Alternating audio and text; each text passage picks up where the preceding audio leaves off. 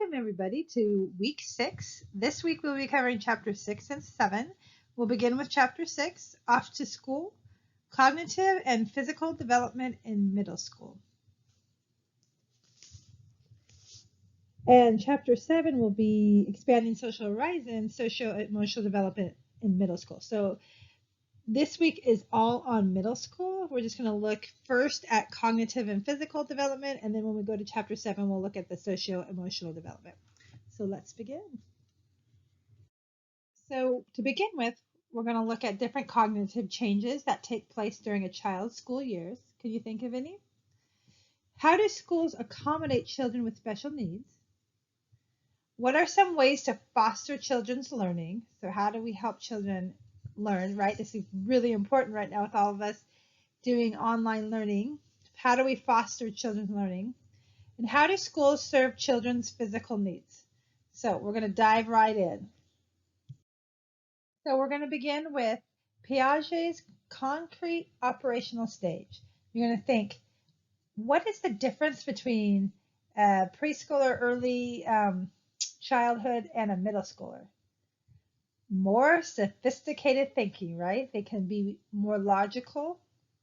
So we're going to look at concrete operational stage. So this is approximately ages 7 to 11. And that's a pretty big range. A 7-year-old is definitely different than an 11-year-old, but it's a journey, right? It's a range. So as that 7-year-old comes and experiences this phase, by the time they're 11, they should reach all the goals in this phase. So what happens in a concrete operational stage?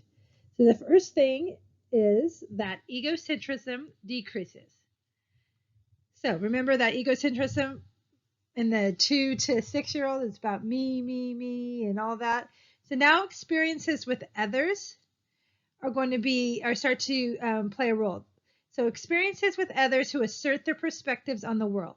So they're going to start to hear what other people can do, and they're going to relate to their world as well. They're going to have realization that appearances can be deceiving, right? Everything's not going to be literal. So that events can be interpreted different ways, right? So everything is not always what it seems. So they're going to start to realize that, where a 2 to 6-year-old may not. They may just think face value. If they see, someone on the ground, they may think that, oh, they really, really hurt themselves, but they could have just, be laying on the ground doing something else. So appearances can be deceiving. And that's when they start to realize that events can be interpreted in different ways.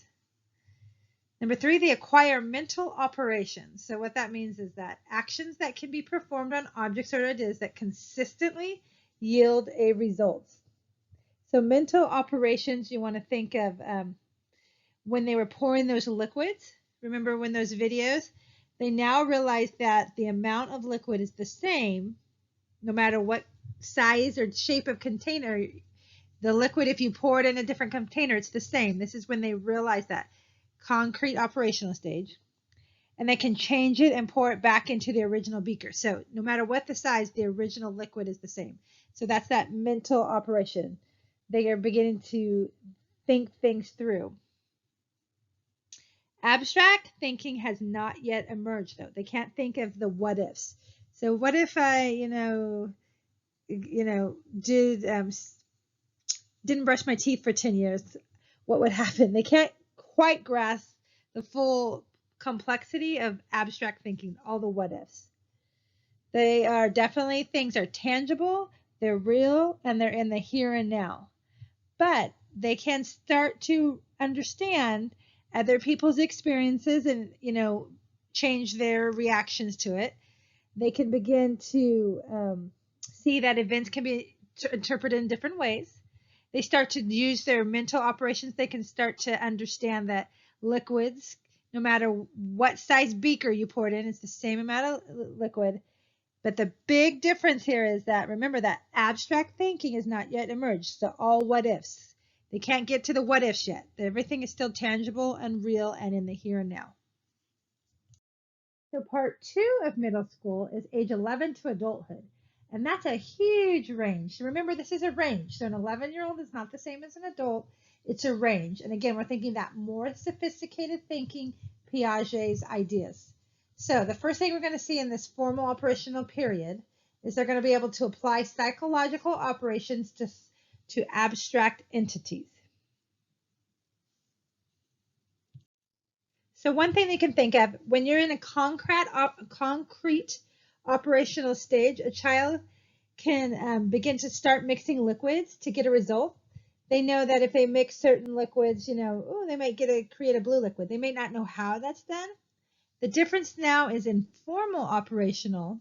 They can hypothesize. They can think about what different combinations of colors do I need to put together to get blue liquid. So they can start thinking about the one thing at a time. They can start preparing for identifying possible combos and evaluating each one and their success. So that's that hypothetical thinking and abstract reasoning.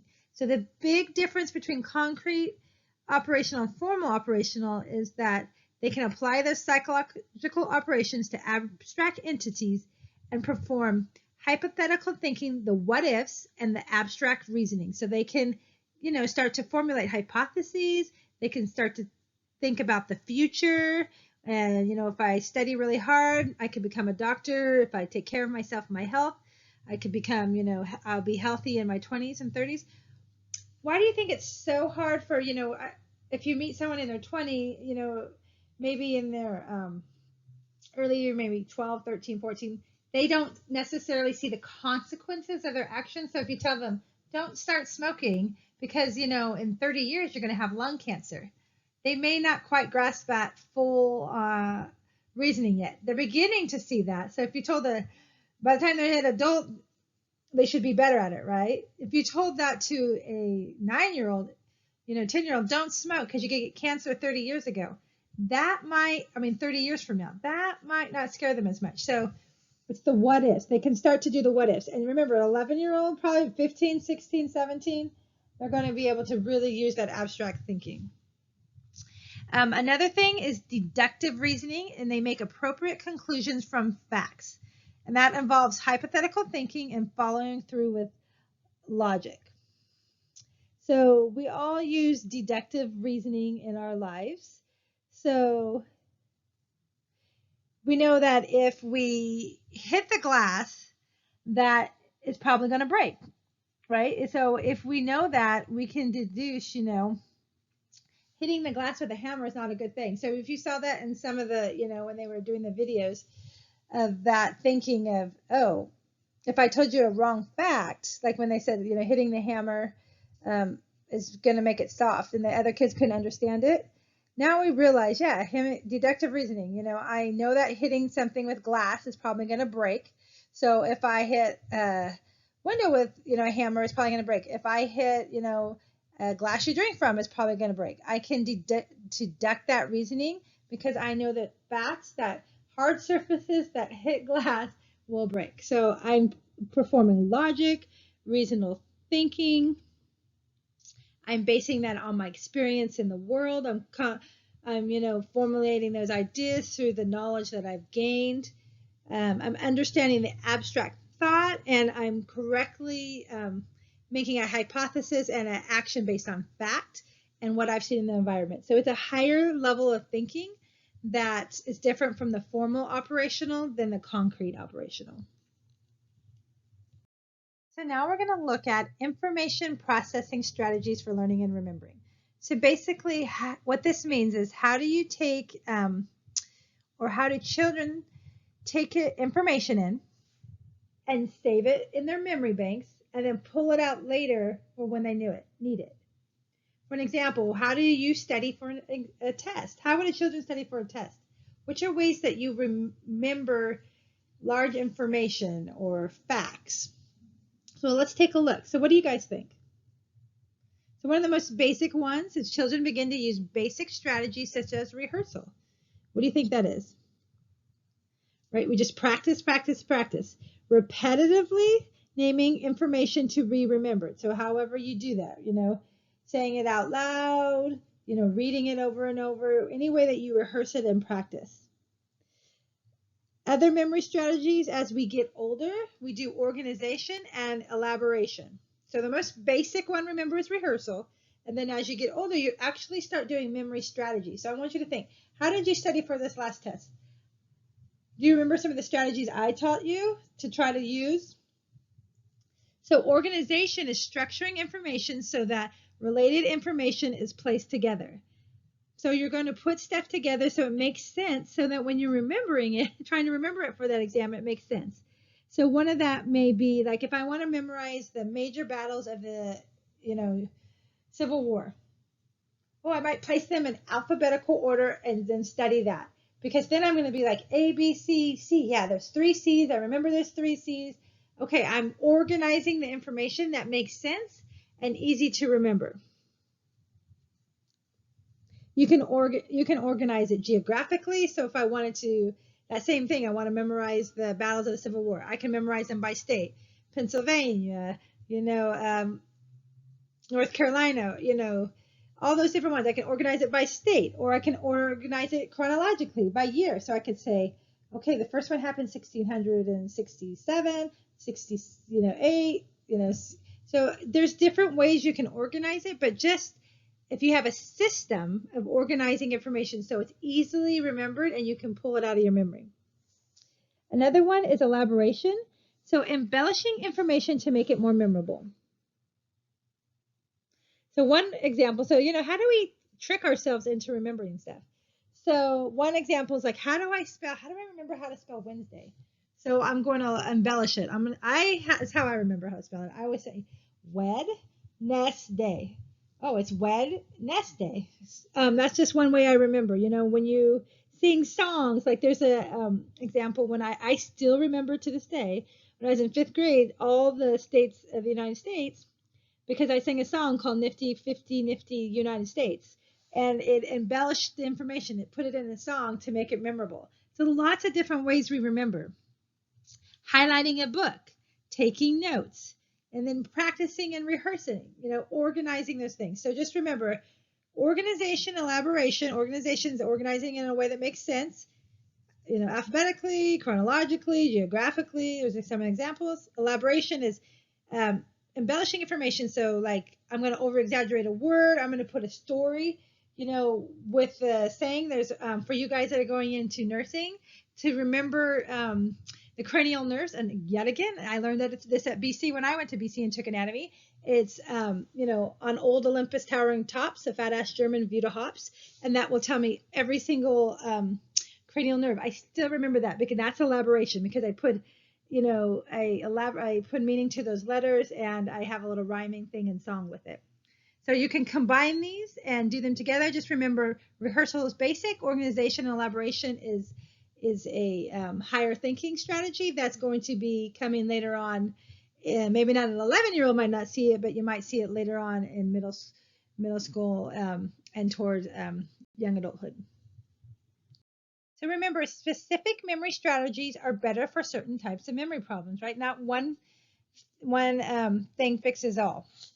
And knowing which one to pick is going to help you study so much better, right? You're going to remember things so much better. So for an example, rehearsal for a string of numbers or outlining for reading a textbook is a good way to remember that. Children must choose a strategy and determine whether it is effective or not effective. And you need to know which is the best way for you to learn.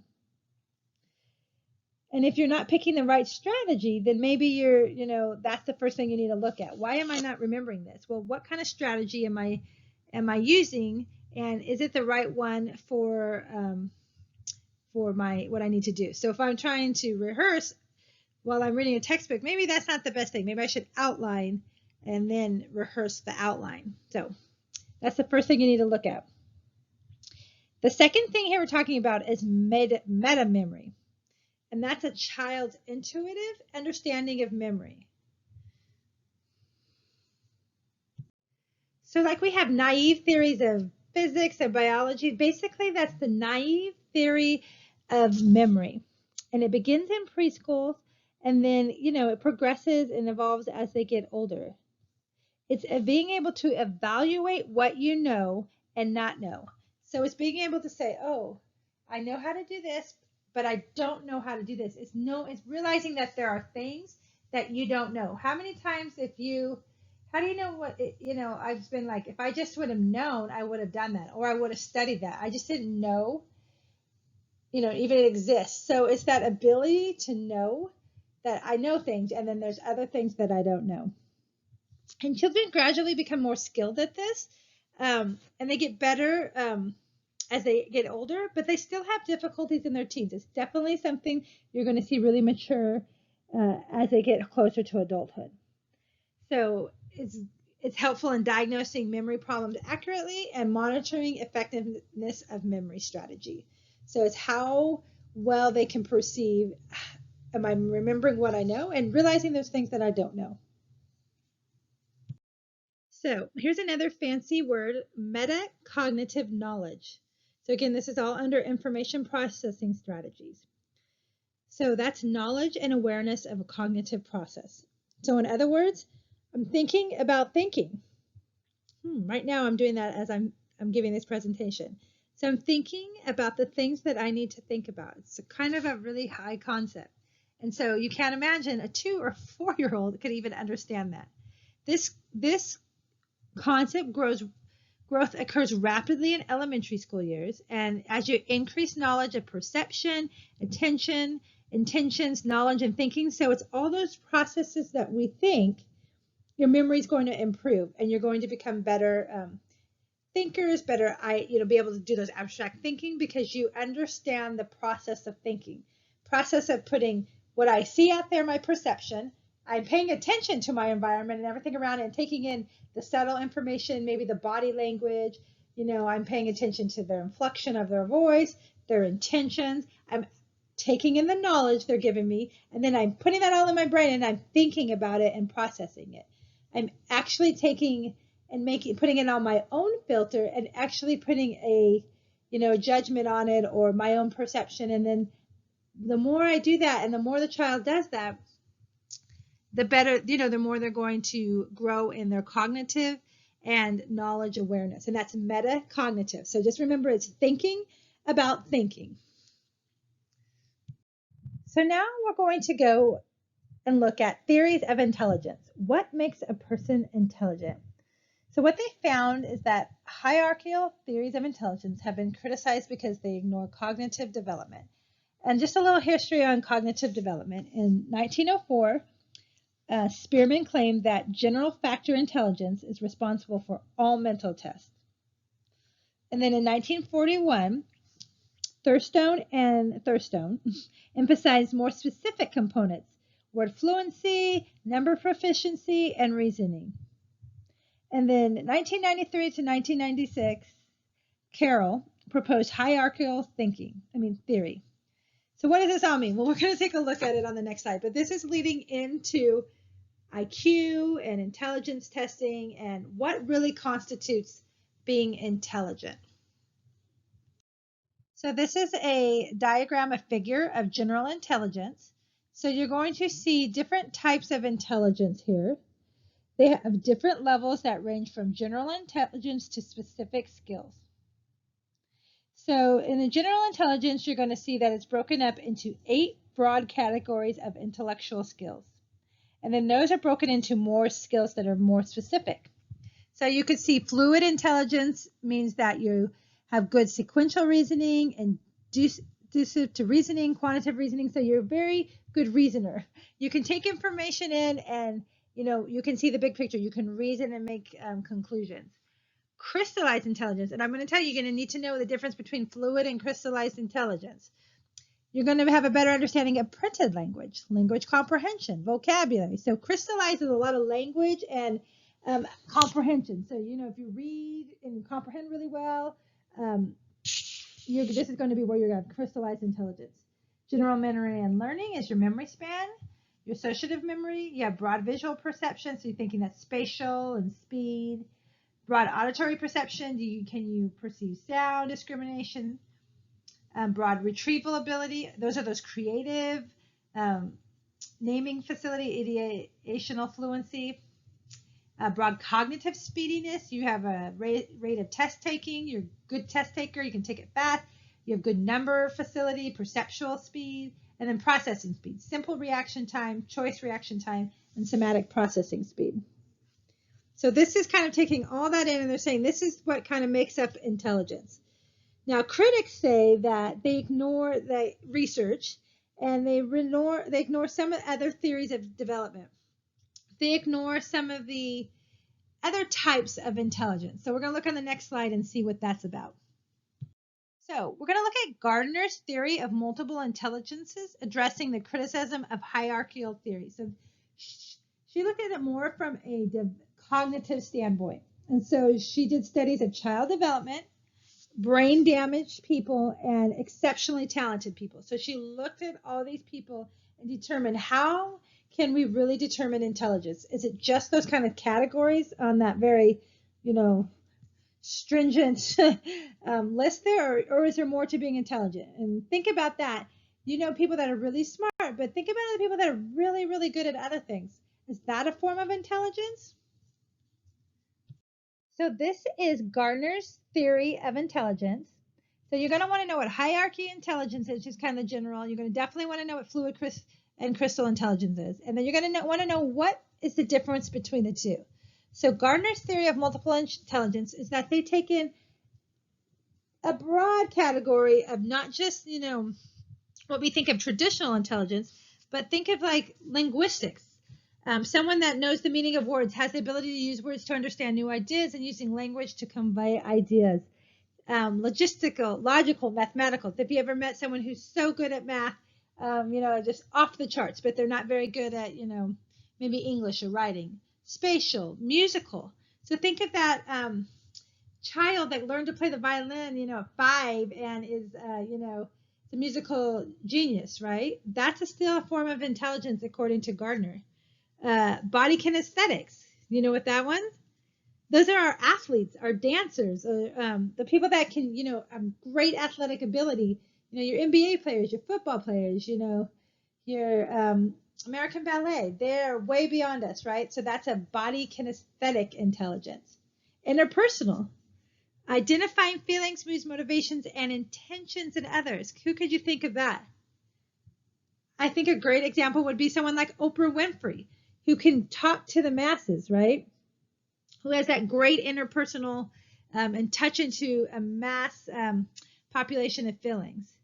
You have intrapersonal, ones, naturalistic, understanding the natural world, natural artifacts, people that succeed in natural phenomena. And then you have existential, considering ultimate issues such as purpose of life and the nature of death. Maybe Gandhi, right? Some of your, you can think of Billy Graham, some of your real spiritual leaders, right? That can just take it to the next level. So what she's decided is that, it's not all just, really hierarchical and, you have to be fluent and all these things. It's more of a, of a multiple intelligence, and she has 9. So think about these as the difference of more like skills and special attributes.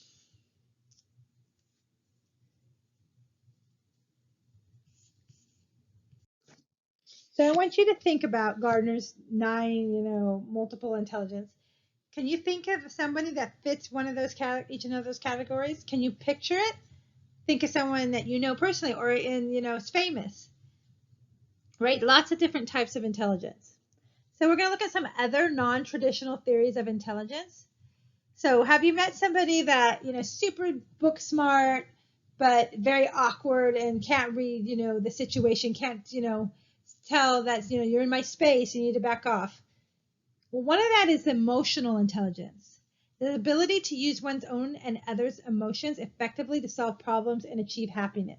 And that's one of the big things, the EI intelligence, that workers are looking for, that they find that they have employees that can do the job, but they do not have the emotional intelligence to interact with other people and effectively read and perceive emotions to work effectively and produce outcomes. So they're looking for that combination of, are you intelligent and smart, and do you have that emotional intelligence? And it's really important as you guys go through your careers and you apply for things to really showcase that, so that employers know I'm not just getting someone who can do the job, but I'm going to have someone who can interact with their employees, work together as a team, and really succeed and excel at the job. So what we're going to look at here is that Sternberg's theory of successful intelligence is using abilities to achieve personal goals. So the three components, again, these are really important in today's society, going to apply for graduate school, nursing programs, jobs. You want to really highlight these skills. So do you have short-term goals? Do you have long-term goals for a successful career? Do you have analytical ability? Think about if you have creative ability. Do you have practical ability? Analytical ability is being able to analyze a problem and find solutions. Creative ability is being able to deal adaptively with novel situations and problems. And practical ability is knowing which solution or plan will work. Which one is the most practical? So these are huge skills. Even if you're not the smartest person and may know the book knowledge, but if you can apply these skills, you're going to be so successful in whatever you do. And that's what employers and schools are looking at. So an example of analytical ability is maybe a 12-year-old can't get songs to download on his iPod, but he thinks about what could be the causes of why I can't get those to download. And then he reads those causes off and checks each one to ensure that he can get it to download. So he can look at the problem, think of solutions, and then apply a solution to the problem. Creative ability, one example would be, my iPad's broken, but I have to leave, on this trip, and I'm not going to have, that iPad to entertain me. What kind of things can I do instead to entertain me on a 2-hour trip? I don't have time to fix it, so maybe I'll, have another enjoyable activity. I'll read, I'll draw, I'll listen to music through, my headphones. So it's being creative to think outside the box. And if something isn't working, can I think of an outside the box solution? And then a practical is just, knowing what is the most practical solution if I have, what's going to cost the least amount of money, take the least amount of time, and get the best outcomes. So if you can do these three things, you're going to tend to have more satisfying relationships, greater self-esteem, and be more effective in the workplace. So just remember, according to Sternberg, successful intelligence is realized in people's pursuits of goals, short-term and long-term goals. And that goals differ among cultures, right? Depending on what environment you were raised in, we value different things. So is a successful intelligence the same in North America as it in an African tribal community? What would you look at? So first you want to look at, what are our goals? What is the goal to be successful in that culture or that country? And that's when it's going to determine that intelligence. So of course, North America, we live in a very urban, environment where, we're not going to have the same goals as an African tribal community that may need to work together to form, basic, tribal type goals. Second thing you want to look at is American intelligence tests assess intelligence that is valued in American societies. So if you've ever taken a test and maybe you're not from this country, or maybe you were raised and, your family raised in their, native cultures, tests aren't geared toward you. They're geared toward very middle of the line, American experiences. And what they're fine is that if you don't understand those experiences, you may not understand the question. So you're not really assessing the skill. You're just not quite understanding the experience to answer the question correctly, because you've never been cultivated or had that experience. So Sternberg believes that intelligence is defined by the demands of an environment or culture, and that is shaped in there. Okay. So and then intelligence tests they're very generalized, and they tend to be for a typical American, and they don't look at these different cultures. And if you don't understand the goals of each culture, how can you test their intelligence, right? Because each culture has a different value on what's important. We're going to move on and look at another group of psychologists, Binet and Simon, who looked at intelligence tests in the early 20th century French school. So this is in France. And they discovered some things that we use today. So you're going to want to understand what these terms mean. So the first thing we're looking at is mental age, and that's MA. So that's what that means is the difficulty of problems a child could solve correctly. So if you're taking a standardized test, which we all have, right? We've all been through school. We've all taken the STAR test or placement test. So what they're looking at, if a child could solve problems of a mental age higher than he or she's chronological age, which is CA, that's chronological age, so that's their actual age, they were considered bright. So that would mean a 6-year-old was solving problems that was made for a 9-year-old. So that would be a mental age would be higher than their chronological age. So mental age is, can they solve problems at the same age that they are, higher or lower? And they considered dual children had a lower mental age than their chronological age. So if you're that 6-year-old, what would be a dual child? What mental age would they have? So maybe possibly a 3 or a 4. So these they found were very age-specific tests, and they just had to determine what age or certain tasks, the child needs to be successful. So it's all based on kind of age-specific tasks. So that brings us to IQ, right? Now, most people have heard of intelligence tests, right? Your IQ. Well, this was from Stanford and Binet's study. And the Stanford-Binet is a revised and published version of Binet and Simon's original. And what that means, so IQ is your, intelligence, and that equals your MA, which is your mental age divided by your chronological age times 100. So this is important to understand this equation, and it's important to understand what the scores mean. This will definitely be on the exam. So a score of 100 is average. So do you know why? Because basically if I'm 6, so that's my chronological age, and I test, my mental age is 6, that equals 1. So 6 divided by 6 is 1. And if I times that by 100, that means I'm right at my age. So I'm average. I'm right where I need to be. I'm average. And they use this to compare IQs of children of different ages. So that allowed them to, be able to distinguish what the IQ of different children are at different ages. A modern version is still in use today, and it consists of cognitive and motor tasks ranging from extremely easy to extremely difficult. So definitely if you're going into psychology, you're definitely going to get a lot more on this. But just remember what IQ equals MA divided by CA times 100, and understand the numbers, because that's definitely going to be on the test, and you're going to have to determine if you got an IQ score of this, how would you grade that? So remember this for the test. So do the tests work? So what do? So through research, they found that IQ scores are fairly good at predicting school grades, achievement test scores, and number of schools of schooling. So if we go back to our correlation, so remember what that means.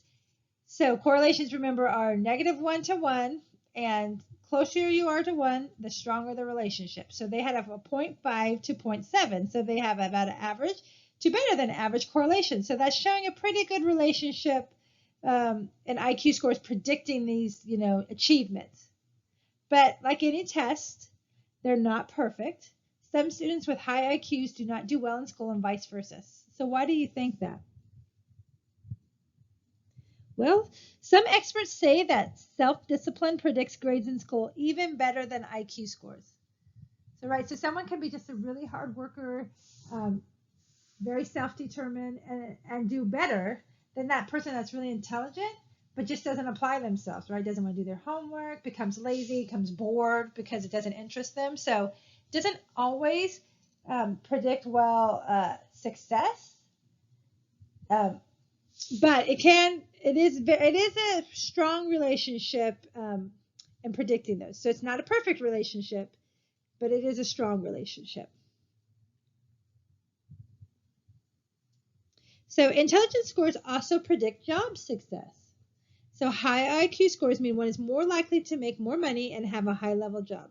So you're smart and you're more likely to, be successful. Just remember that even among peers with the same education, high IQ scores predict job performance and earnings, especially in complex jobs. So if you have a higher level job that requires higher thinking, maybe an engineer or, you're going to be, IQ is really important. You got to actually know the facts and what you're doing. That's definitely going to predict better success, opposed to maybe a job that is more simple and doesn't need as many skills or higher level of thinking. And IQ also predicts longevity. They found that people with higher IQ scores are less likely to smoke or drink alcohol, stay physically active, and eat healthy. So there goes to show you that I guess being smart has its benefits. So taking that into consideration, it'd be interesting to see the long-term effects of that. Of people now with high IQ scores, are we continuing that trend? So now we're going to take a look at how hereditary and environmental factors influence intelligence. So what they found was that following adoption, children's scores on intelligence tests tend to resemble the scores of their biological parents, not their adoptive parents. So what do you think that shows? What did we learn from our other lectures? If they favor their biological opposed to the environment of living with their adoption, right, it shows that the impact of heredity on intelligence. There's something in the genes that predisposes them to be able to be intelligent. So let's take a look at that. So now let's take a look at hereditary and environmental factors in intelligence. So like I said in the slide before, heredity does play a factor in intelligence, but environment is also crucial. But what they found in heredity studies, so remember, they're going to look at twin studies. They're going to take identical twins and fraternal twins, because identical twins have the same genes. And what they found is that identical twins were more alike in intelligence. Fraternal twins and other siblings were similar, but not as much as the twins. And adopted children were more like their biological than adoptive. So that tells us that definitely genes play a factor in this, but not the whole picture. So they found children with high IQ scores generally come from well-organized homes with appropriate play and materials. So if you have the proper environment, you can stimulate those intelligence factors. So what they found was they come from well-organized homes with appropriate play materials. Does that make sense, right? You have to, just like we talked about, you set up those play activities for motor and sensory skills. You've got to set up play activities for your brain, right? You've got to set up those language, those memory, those learning. So if they're setting up well-organized, consistent setup, they're going to have a better environment to practice and learn those intelligence skills. And they found that as this became more common in households, IQ scores tests rose in the 20th century. And can you think of one thing that was a big difference? They had one of the big programs, in the last 30, 40 years has been Head Start, the early preschool, TK, having high quality preschool programs, Head Start, can help even the field, right? For those people that maybe are in homes that don't have as much education or don't have the knowledge on how to appropriately, play or set an environment, they're going to set that environment for them. So maybe in low-income children, in low-income homes, the children can go to Head Start, they can do better in school and have higher test scores because they're setting up the environment to have appropriate materials. And what they found is high IQ scores when environmental intellectually stimulating areas. So that's the parents talking frequently to their children, cognitive games of puzzles and books, stimulating experiences outside the house, museums, plays, etc. So with the increase in IQ of the 20th century due to these environmental changes, Industrialization, you're going to have more intelligent workforce, all brings better schools, smaller families, and more stimulating leisure time. They're not just trying to survive, they're trying to thrive. So think about 100 years ago when maybe your grandparents are one of 15 because they had to work a farm or they had to make, support the family. Now we've become more industrialized. We don't have to grow food. We can buy it at the store. We've learned better, we become more intelligent, more education is given to more people, and we have smaller families. Then we can pay more attention because we're not having to spread the wealth out to 8 or 9 kids. We can actually have leisure time because we don't have to worry about, just trying to survive. So overall, that's the general picture as we evolved from the 1900s to the 20th century. Not for all, but that is what's made the change into helping bring in those higher IQ scores. So we're going to take a look at the impact of ethnicity and socioeconomic status. So research has shown that there is no evidence that some ethnic groups are genetically predispositioned to have higher IQs than other groups. So no evidence. Now, environmental factors can cause some racial groups in the U.S. to score differently in IQ tests based on their socioeconomic status, but it's not the ethnic groups. It's basically what opportunities do they have. If they're in a lower income where they just do not have the resources, then they're more likely to have a lower IQ score, but not based on your ethnic group. It's no genetic predisposition. So what they found is that Asian Americans and European Americans generally have higher economic status than African Americans and Latino Americans. So because they just have more opportunity, they tend to score higher on IQ tests.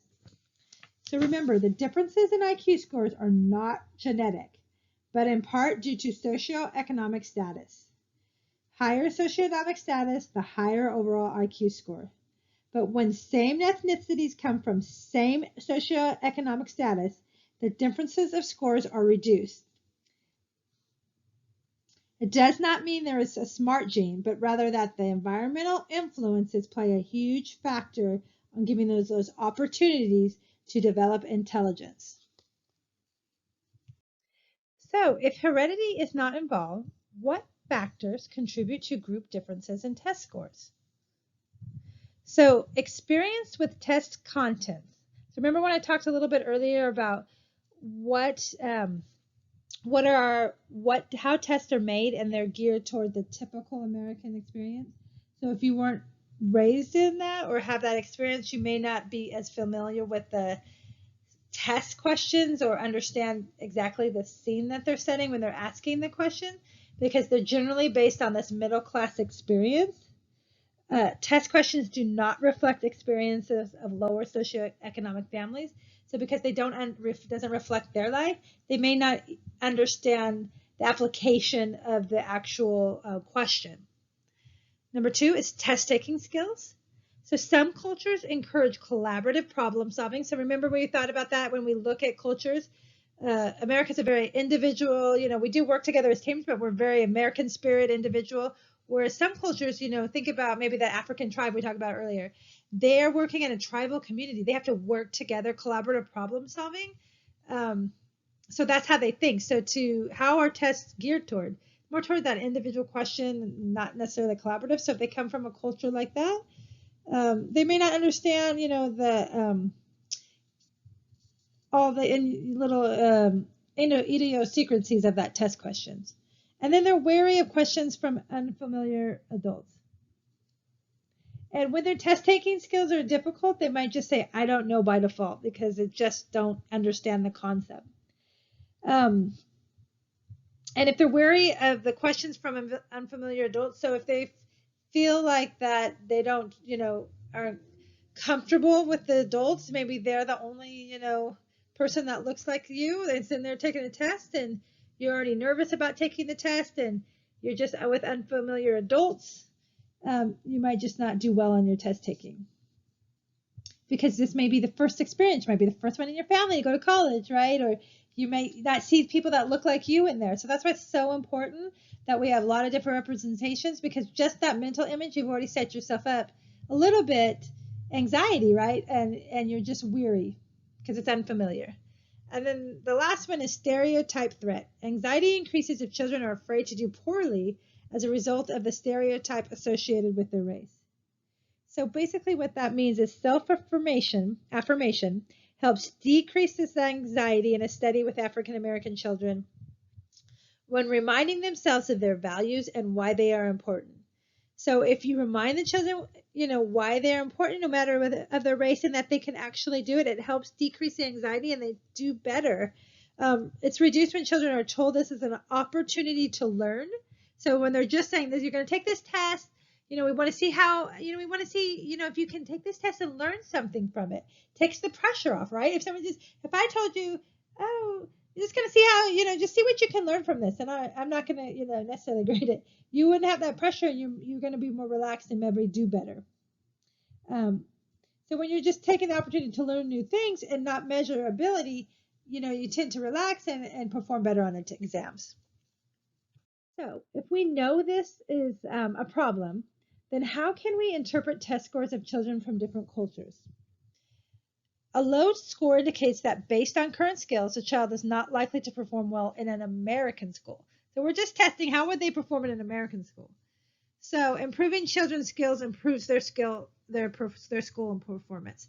And all ethnic groups have children who do extremely well and extremely poorly on tests. So it's not just a problem for one ethnic group. So we need to find solutions on how do we make tests better and how do we improve the skills needed to improve school performances, right? How many times have you had teachers, teach how to the test? Like if you're going to teach a STAR exam in elementary school. So you have to learn how to take a test. You have to learn and understand the way to take a test, not just the skills. And you need to learn the skills on how to, improve that performance. Most intelligent tests predict success in a school environment that has middle-class values. Some low scores may be from the bias, but does not mean that they are destined to fail. They need to have intervention to understand the values of American schools. So just understanding the way American schools test, giving them schools to take those tests, you'll see an improvement. So now we're going to take a look at gifted and creative children. So traditionally, giftedness is defined by an IQ greater than or equal to 130. So that means that you are, super intelligent. So remember, that's MA divided by CA times 100. Now, it also includes, remember, we don't want to just look at the hierarchical intelligence. We want to look at Gardner's, 9 multi-areas of intelligence. So ability in art, music, dance. There's several prerequisites for exceptional talent. Child's love for the subject and desire to master it. So if someone's going to think about you've got that violin, that gifted violin player that is, a savant. First of all, they've got to love to play the violin and really desire to do good at it. So if they could be the best violin, potentially the best violin player ever.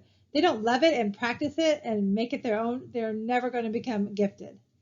Number 2, they need to be with talented teachers from a young age. They need to have the instruction from very talent. So talent begets talent. So if you have a very gifted violin player, but they don't get to play or be exposed to, that talent, they're never going to reach they're going to have a harder time and may never reach that gifted stage. And they need to have support and help from committed parents, right? They need to have parents that will take them to these instructors, will give them time to practice, that encourages them.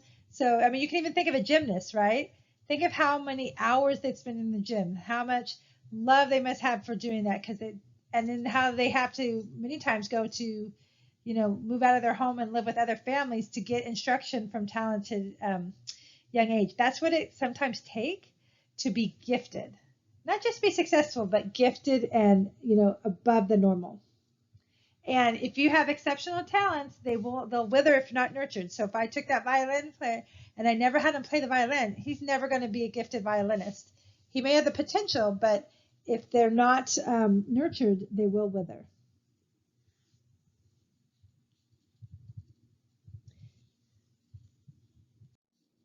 Oh, no.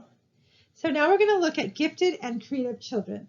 So traditionally, gifted is defined by IQ greater than 130, greater than or equal to 130. So just remember that MA over CA times 100. But now it also includes, right, what Gardner's 9 levels of multiple intelligence, exceptional ability in art, music, dance, etc. So there's several prerequisites for exceptional talent. So, and that's that ability substantially above average. So you must have a passion for the subject and desire to master it. So think of that violin, savant who can, who's a master violinist at age 7, or your gymnast. So they have to love it and be wanting to practice it and put the time in. If they don't, and they have the potential, if they don't love it, they're not going to put the time in to get gifted. Second, instruction. They have to be with talented teachers from a young age.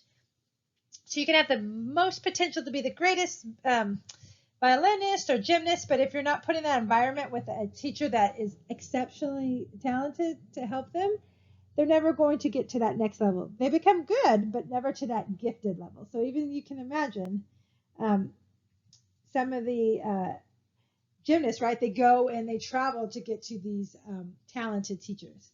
And they need support and help from committed parents. So no child can do it alone. They need to have the parents be able to take them to their practices, give them the time to practice, money, right? Some parents even move so their kids can get to those exceptional, those talented teachers. So you have to keep all that. They have to have curriculum that is challenging and complex. They need to be around like-minded peers that stimulate their talent, and they need to have teachers who foster that talent. And exceptional talent will wither if not nurtured. So if I have that gymnast who has great talent, great potential, great muscle strength, but if never exposed and stops, going to gymnastic practice and decides to do it 10 years later, they're not going to be that gifted if it's because they haven't nurtured it. They haven't refined it and made it to that gifted level. And then just remember that the stereotype of gifted children is that they're emotionally troubled, that they're so involved in their sports that they're emotionally, or they're so one-track minded on their subjects to perfect it that they can at times be emotionally troubled. But what they found is that if fostered correctly and that they get a balance, they tend to be more mature and have successful careers and relationships because they learn discipline and sacrifice and a hard work ethic to be successful. They just have to have that balance and foster to have those social skills and emotional skills develop as well. So remember that intelligence relies on convergent thinking, and that's the ability to give the correct answer to a standard question that does not involve creativity. And then creativity relies on divergent thinking, and that's thinking in novel and unusual directions, must be cultivated. So intelligence, convergent thinking is like facts. You give me a question and I can tell you the fact. It's not creative, it's just hard and concrete. But creativity, you're going to take me an unusual decision and I'm going to think about it, and I have to apply something. So it has to be practiced and cultivated. So one way to measure creativity, so this would be a child, is to determine how many original responses children can make to a specific stimulus. So if they were just giving a circle, how much could they get? So this would be a very creative child, right? Look at all the different pictures that they took from that circle. So that's one way to test younger children.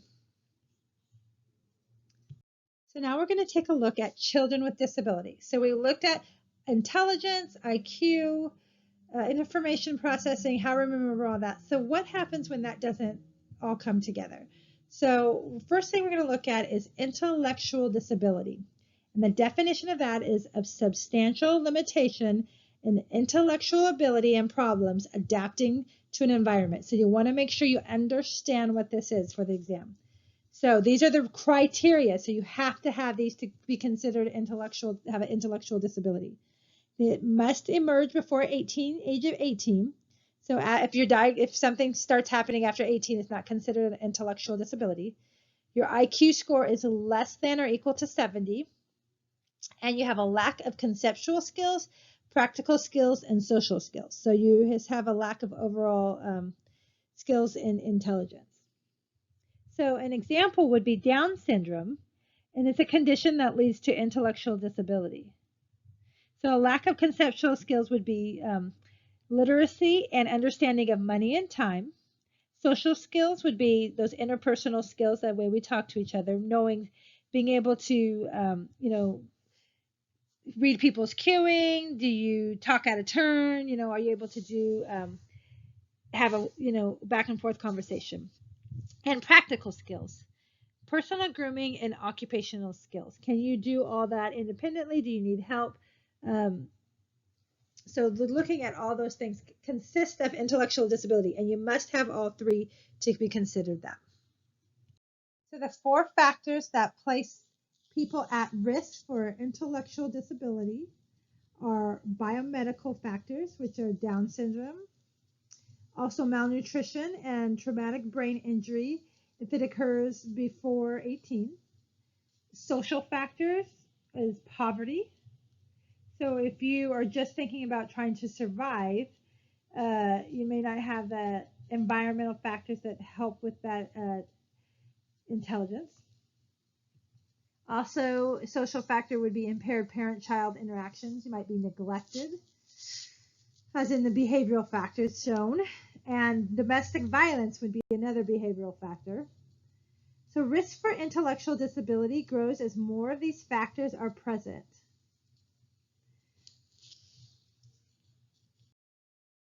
So you're going to want to know the difference between intellectual disability and learning disabilities, LD. They're not the same, and you're going to want to know the difference between them for the test. So children with learning disabilities, do you think of some learning disabilities? Right, dyslexia would be one, as you can see below in the slide. But learning disabilities have difficulty mastering an academic subject, and they have normal intelligence. Remember, intellectual disability, they have below average. They have below 70, even below average, below average. But learning disabilities have normal intelligence. They just have difficulty mastering an academic subject. And they are not suffering from other conditions that could explain poor performance, like poor eyesight, poor hearing, inadequate instruction. So 5% of American children have a learning disability. So you may have one, you may know someone that has one. Some of them are developmental dyslexia, impaired reading comprehension, mathematical learning disabilities, etc. And each type has its own causes and treatments. So for developmental dyslexia, they have difficulty in reading individual words. They benefit from experiences that help identify subtle but important differences in language, sound, and from explicit instruction on the connections between letters and their sounds. And with this help, they can read more effectively. So the letters sometimes get flipped. They learn techniques on how to identify that, and they can improve their performance. Others may have difficulty with reading comprehension, and this is difficulty understanding words that have been read successfully. So they can't picture the meaning of the word. So they may read something, but they just can't put a picture. So every time you read, it should be like a movie in your brain. You should be able to picture what the words are saying. So someone that has a problem with reading comprehension, words don't have meaning. There's no picture. So what they have to do, they may have limited spoken vocabulary. So remember when we learned about early on development, children need a lot of exposure to spoken vocabulary. They would benefit from techniques that help understand meaning, picturing what they read. So they just have to put a lot of meaning to the words.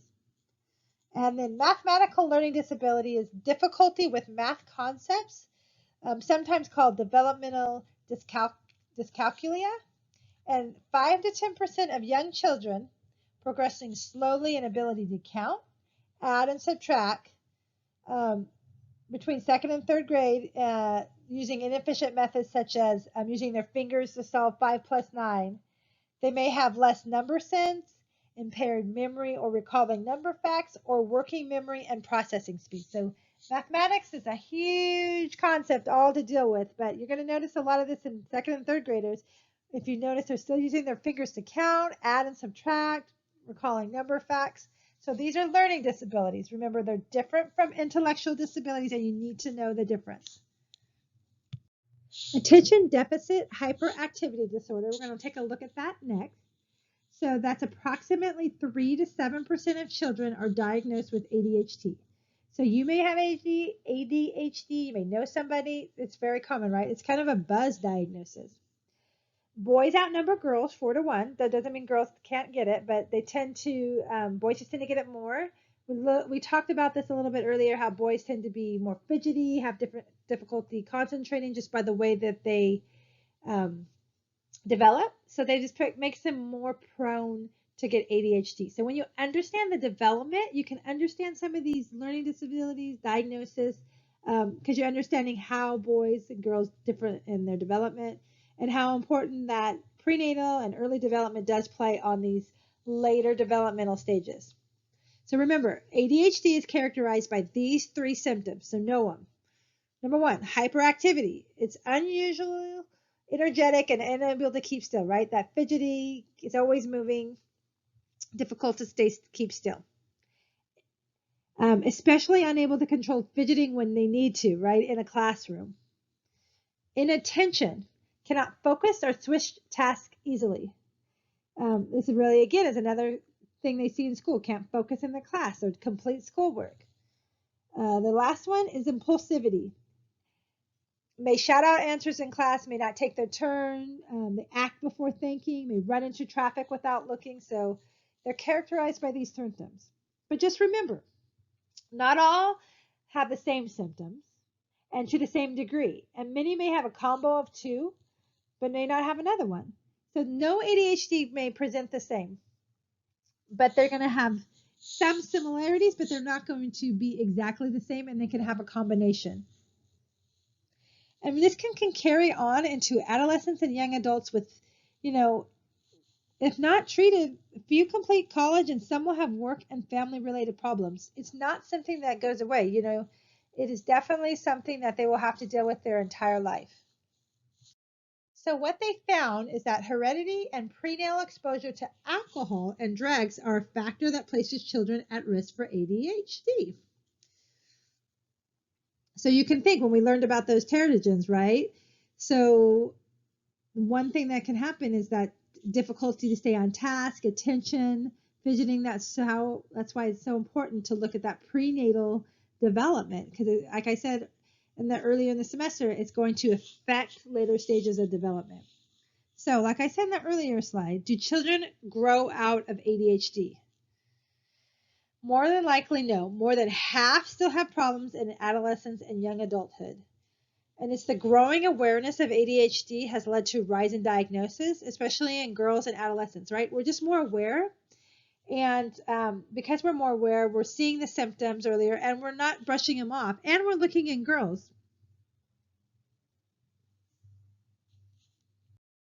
So some treatments for ADHD include stimulant drugs such as Ritalin. So you may have heard of that.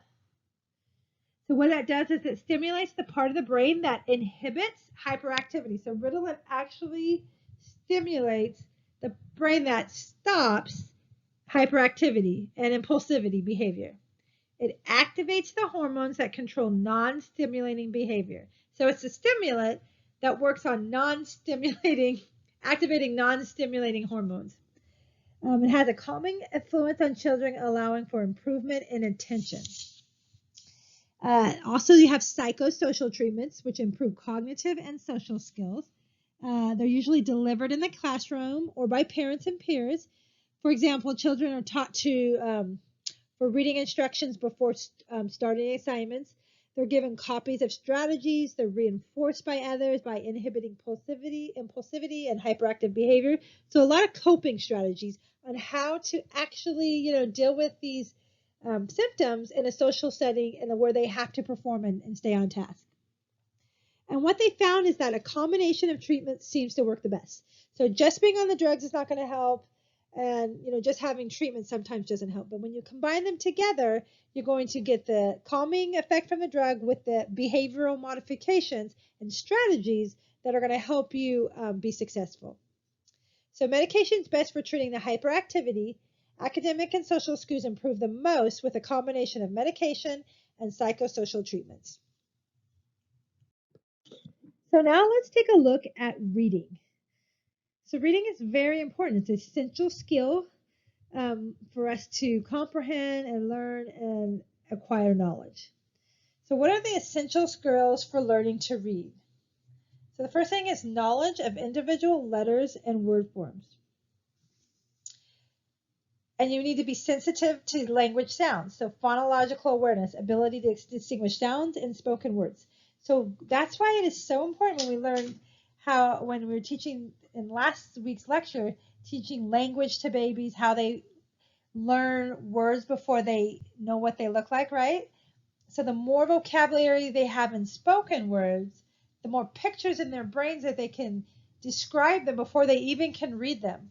But since they know them and have that vocabulary and understand them, when they learn to read, they're going to be able to do much, much better.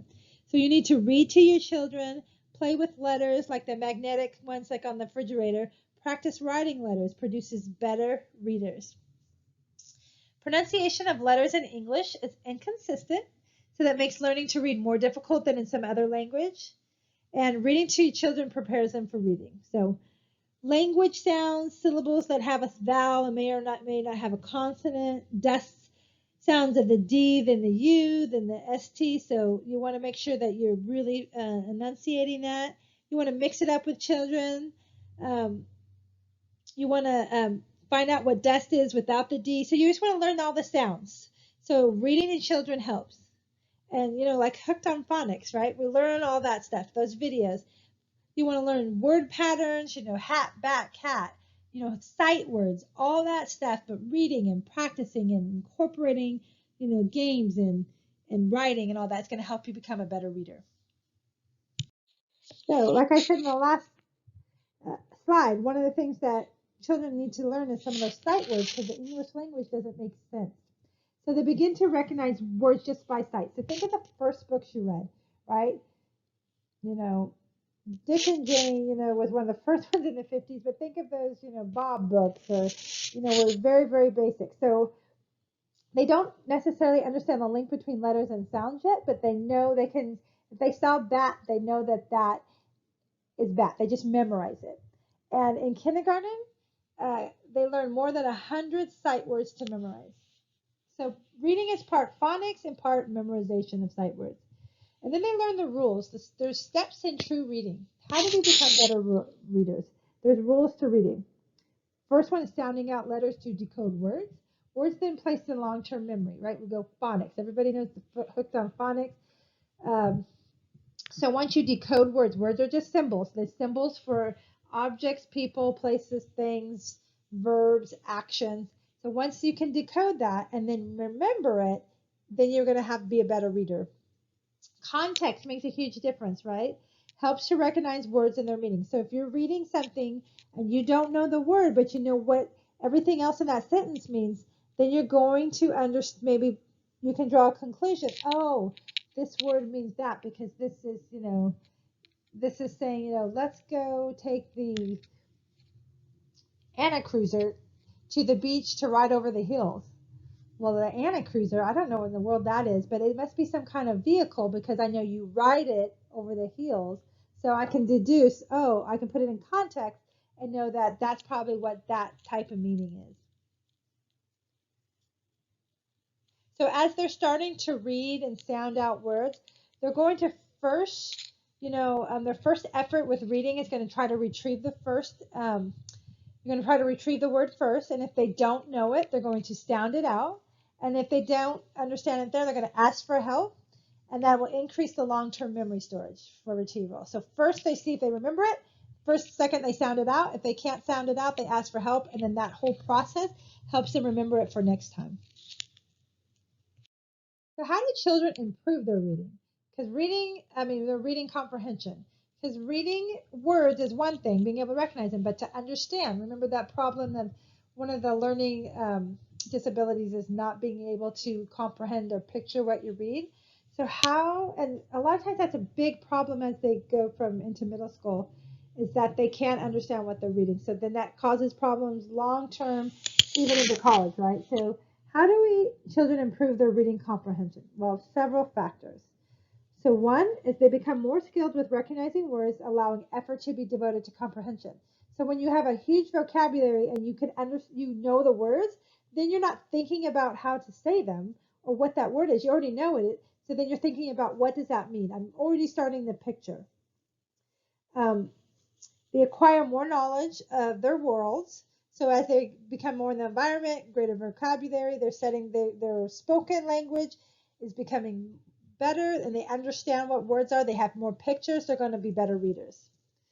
They use more appropriate reading strategies. So, right, they sound it out. They recognize the word. They sound it out. They put it in context. They use all those strategies, and then they build up vocabulary for those words, and then pictures. And then they monitor their comprehension better with experience. So the more experience, so think of that child that has no experiences, not read to very often, sits at home all day. They're not going to have a huge vocabulary or even be able to picture any of these things that they're reading because they just have not been exposed to it. And then think of that child that goes to museums, plays outside, has siblings that talk, parents that talk, gets read to all the time, goes into imaginary worlds. They're going to have much better comprehension because their environment and their pictures that they have to draw from are much more in their memory. So just remember, skilled reading comes from accurate decoding coupled with understanding the meaning of the decoded word, and it improves with practice. Language skills improve. They get bigger vocabulary to draw from.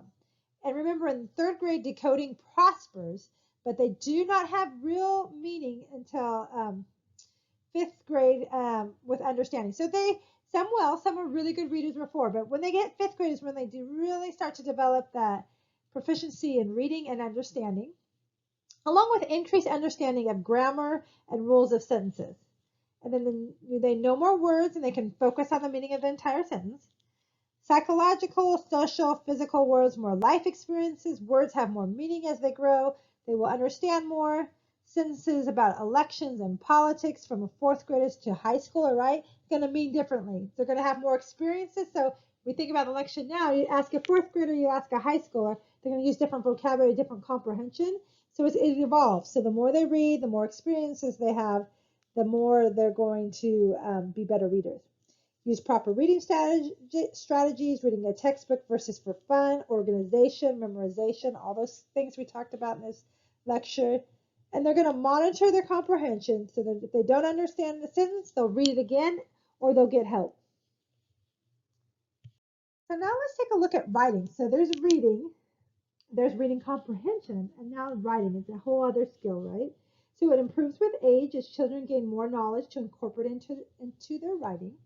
It requires organization that improves with age, right? Some of us still struggle with writing. We might not be natural writers, but can learn techniques to be better writers. Young children use a knowledge-telling strategy, so they write down information on a topic as it's retrieved from memory. Older children rely on a knowledge-transforming strategy, deciding what to include and how to organize it. So younger children, so if you're thinking 8-year-old versus the 12-year-old, they're going to look at stuff very differently, right? An organized material in younger children, they're going to be very fact-based, descriptive. They're going to list the knowledge. It rained today. I went to school. We took a math test. It's going to be very literal and almost like verbatim, day of day.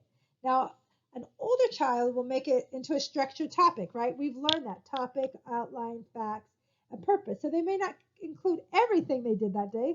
They're just going to take the important things, make it into a topic, considering the needs, interests, and knowledge of the anticipated audience. So they're going to make it make sense and condense.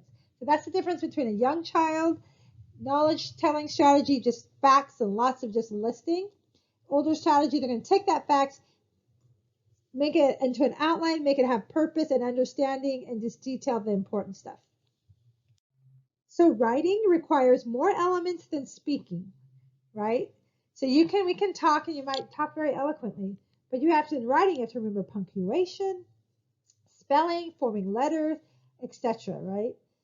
Quality of writing tends to suffer until all of those elements are mastered. So if you're not good with spelling, punctuation, forming letters, you're not going to be a quality writer.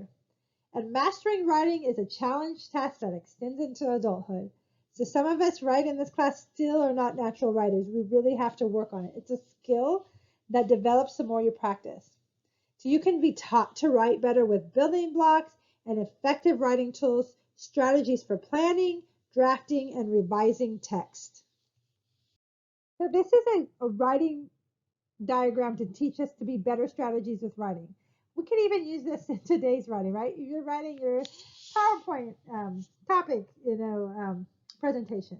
So POW and tree. So POW is pick my idea, organize my notes, write and say more. And then tree is how do you structure that? I'm going to have a topic sentence telling me what you believe. I'm going to have a R, a reason. Three or more, why do I believe this? My support, right? That's in the trunk. Why will my readers believe this? E is explain. So you're going to have your reasons. You're going to say more about each reason. You're going to explain the reasons in detail. And E is your ending. You'll wrap it up. So it's kind of you tell your topic, give your facts, tell them why your facts are important, and then kind of wrap it up and say how it all pertains back to the topic sentence. And this is considered a self-regulated strategy for development in writing. So we went over reading, we went over writing. Now let's think about math skills. So a lot of us are challenged with math. How do we learn math and how do we develop those higher level skills? So as we learned in last chapter 5, right, children begin to learn to count and add and learn those basic principles. They first learn with using their fingers, so they put the object with the number. Around first grade, children switch to counting silently. They can count in their head. They can picture it. By 8 or 9 years old, addition comes from memory, so they don't need to use their fingers. So remember that third grade is when if you still see children using their fingers to add or subtract, they're having difficulty, learning disability with their math. And skills continue to improve as children progress through school. So, right, they're going to speed up, they're going to get better memorization, they're going to go from addition, subtraction, to multiplying, to dividing, to algebra, trig, and calculus. Amazing, right? What we learn from just our basic addition to all the way to calculus. Think about the process, how you learn math, and if you had any of these difficulties. So now we're going to talk about what makes a school effective and what makes teachers effective. So if we need to learn how to read and write and do math, we need to be put into schools that help us make us be successful. So what are some characteristics of successful schools? So staff and students who understand that every student's academic excellence is the primary goal of the school. That's imperative. The academic excellence goal, the schools should primarily be focused on instruction, and students are recognized for their academic accomplishments. The school needs to be safe and nurturing school climate.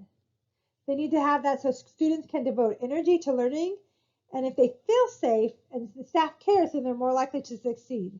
Can you think of some recently, especially in these times, right, where school has not felt safe? We can think of all the school shootings, right? Or if you're in a, what if your school's in a high crime area and there's a lot of drive-by shootings, or it's not safe to walk to school. So if you're not feeling safe and nurtured, you're already anxious, you're not setting up a success. Parents are involved. So there's a formal arrangement between parents and teachers. There's parent-teachers conferences. There's parent volunteers in the class. And it just shows parents and teachers are committed to child success. And then progress is monitored. So they're going to monitor the progress of the students, the teachers, and the program so that they know if they're monitoring progress, gives them objective measurements that reflect academic goals, and it lets them see where they're not meeting that. And so they can always reevaluate and change and modify to continue to reach these goals. Can you imagine if we didn't have some of these aspects, or maybe you went to a school that didn't? What were some of the effects that you saw when schools are not successful? So another thing is teachers that stand out above the rest. Have you had a teacher that stood out from the rest? Can you think of your favorite teacher? Now think of why were they your favorite? I had one of my favorite teachers was second grade.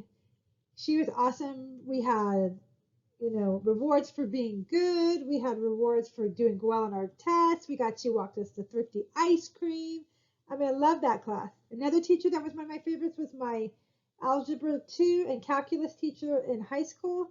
She made math fun. She made it so that I was going to understand. She was so positive and upbuilding. So what makes a successful teacher? So successful teachers use several methods for promoting students' achievements. They manage the classroom effectively so they can focus on instruction, so that they're control the discipline. There's not a lot of disruption so students can learn. They take responsibility for students' learning and know that they will learn when taught well. So they take responsibility. They want to make sure that what they do has an impact, and if it doesn't, they're adjusting. And they emphasize mastery of topics.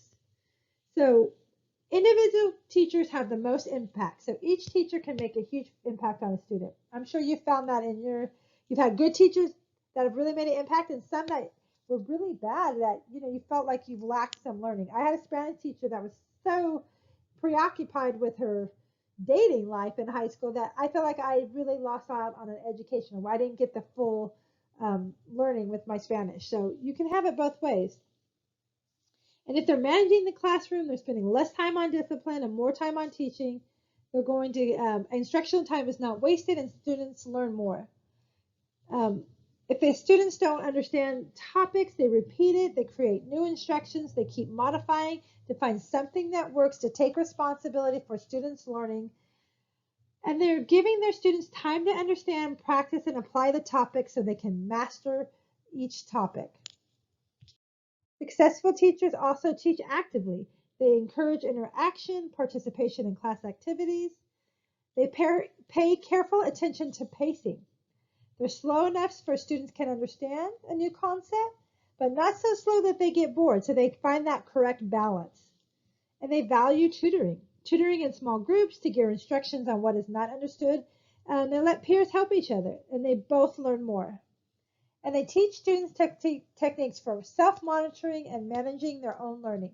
They teach them how to be good students, how to take tests, how to study correctly, to how to monitor if they're retaining the information, so that they can improve in their learning abilities and take responsibility for their education. So now we're just going to look at physical development in this age group, the middle age. So as you can see from these charts, height and weight increase steadily during the elementary school years. Most gain about 8 pounds and 2 to 3 inches per year. Most of the height comes from the legs, not the trunk.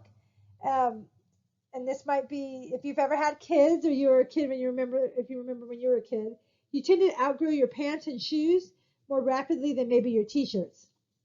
So just remember, most of the height comes from the legs, not the trunk. That might be a test question. And this is all during those elementary school years. You can see from 6 to 12. So remember that girls enter puberty before boys on average, and they tend to be taller than boys at ages 11 and 12. So the average 7 to 10-year-old needs about 2,400 calories a day to support growth, because they're growing. Remember we said how much they're growing, 2 to 3 inches, about 9 pounds a year. In comparison, the preschool child needs about 1,500 calories a day to support growth and provide energy. So about 900 more calories between this age, because they're growing rapidly.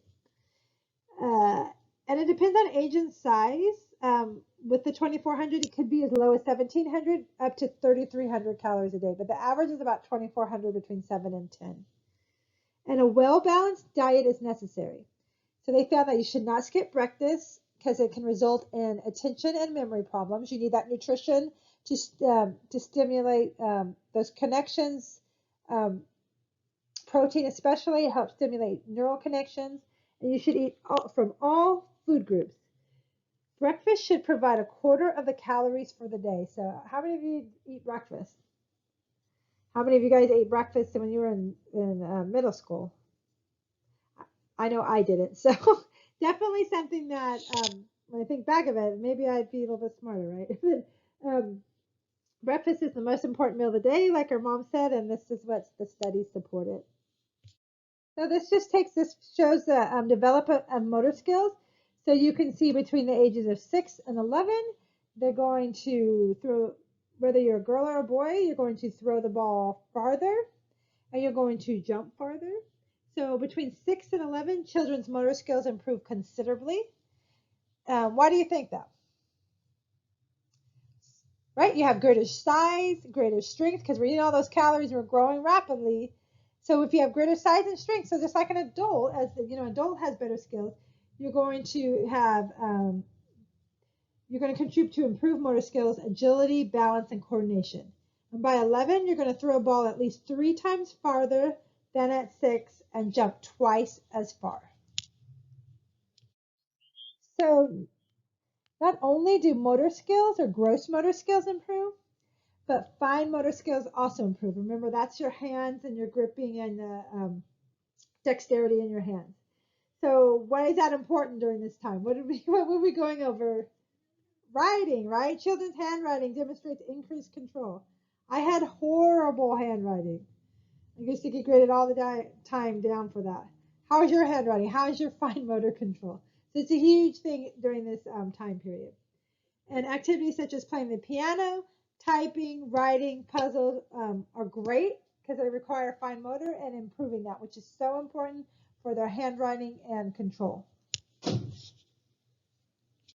Girls tend to have better fine motor skills and to be better at gross motor skills that require flexibility. So if you've probably seen that girls tend to have more flexibility, guys tend to have more strength. Boys are better at gross motor skills that require strength. So we think about how girls and boys develop. That makes sense because they're experiencing those areas maybe that support that. Right? Experience during motor skills is crucial. So how do you build up that coordination, endurance, balance? You practice, right? And boys tend to be put into more sports than girls.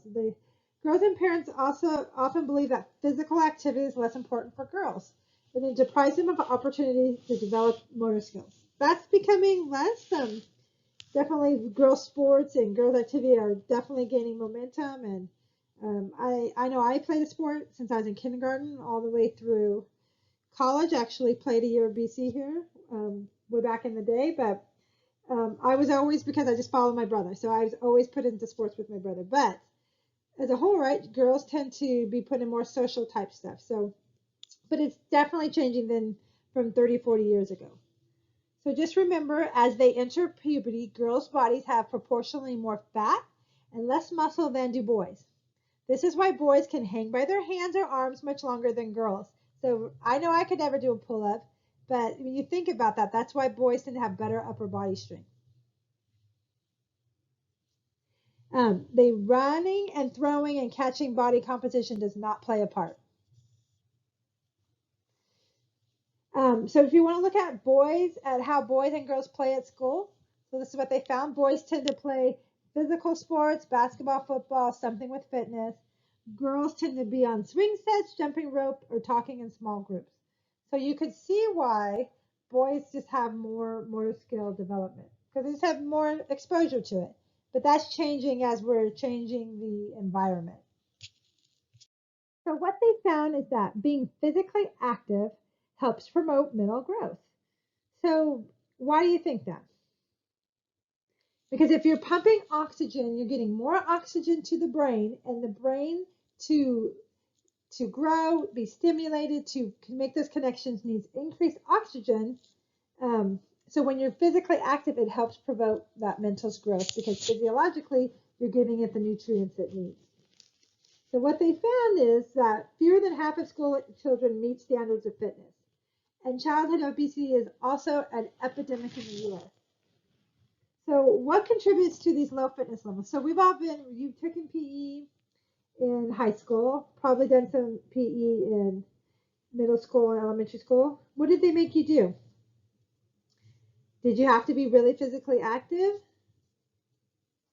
So, when I gave this class, taught it last year, some of them said they didn't even have to, after a couple of years, you don't have to do PE. They didn't have to do as much in PE. So what they found is that physical education classes meet rarely, if at all, and children spend too much time in front of the television or computer. So when we think of these fitness tests, can you remember doing your fitness test? Usually it consists of a mile, pull-up, a sit-up. Maybe you had PE 1 to 2 times a week, even in class, spending half the time standing around and not exercising. Does that sound familiar? So think about your PE experience, and did it meet the goals of physical fitness? And did you choose to spend time in front of the TV, or if you did, is that why why children aren't physically fit? Is it because it's just a cycle? They don't want to do the activity and choose to be in front of the TV, and the more they do that, the harder it is. So definitely it's a lot different. When I was a kid, we just all went out and played. We didn't have any of these, electronic devices. Now you look around, every kid is on an electronic device. Is that taking away the physical activity and fitness? It's something for us to take a look at, right? So now that we've discovered the problem, how can children become more fit? So here's just some of the guidelines. Schools should offer physical education classes more frequently. Schools can offer activities that promote lifelong fitness. So instead of teaching you some random pickle game that you may never use and that you need to have a partner for, they should teach you skills that you can do by yourself and promote lifelong learning. So teach you how to make a running program, maybe a swimming program, walking, tennis, something that you can set into your own program and carry it on once you're out of school. And then families can encourage physical activity over sedentary electronic activities. Or you could use your electronics for physical activity, like the Wii, right? You can play tennis or do, different activities, or Dance Revolution. You're still doing your electronics, but you're moving at the same time. So there's definitely solutions. What can you think of? A creative way to get, something that you like and some physical activity. So just remember that the benefits of children's participation in sports, number one, exercise and increase motor skills. So they're going to improve um, overall health, and they're going to have just better development of motor skills. They're going to develop self-esteem and initiative. I know when I played sports, it helped me feel confident. It helped me have discipline, learn a new task so I can carry it over into my other schooling or other things. It helps with overall success. You learn to be social skills and cooperation, right? You interact with your teammates, how to work together as a team. Cognitive skills in a practical way. You have to think about strategy and, how to play, and then make it practical. So that all those skills to carry over into daily life, work, all those things that are, real life skills. But there are some potential hazards. Can you think of some?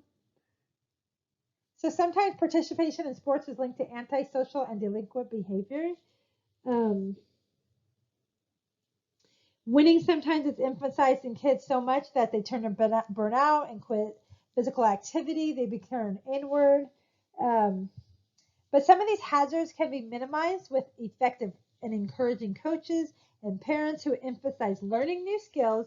And when sports are combined with other activities such as school, religious, or youth groups, they can be very beneficial.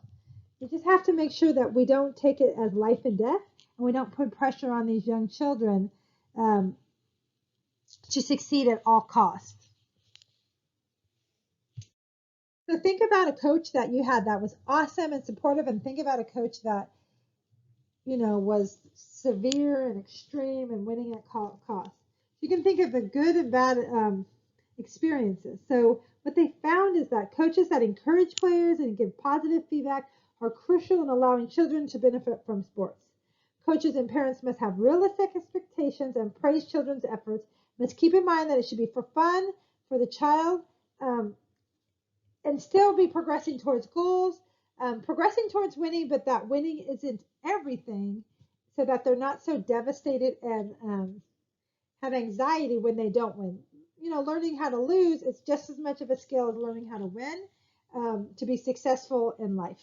So that's the end of chapter 6. We're also going to be covering chapter 7, so I'll see you there, and until then, take care.